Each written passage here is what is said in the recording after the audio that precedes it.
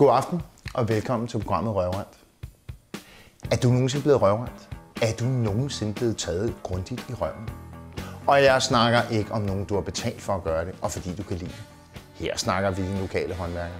Her snakker vi entreprenøren, der har lovet dig huset. Der har svoret, at det hele var klart inden for et år.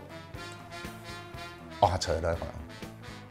Er du træt af at blive taget i røven? Er du træt af at blive røvrendt? Så kontakt os. Lad os være dem, der tager dem i røven. Lad os få dem ned på knæ og tage dem så hårdt i røven, så de bagefter kan kontakte os og sige, vi er blevet røvrendt. Ring til os.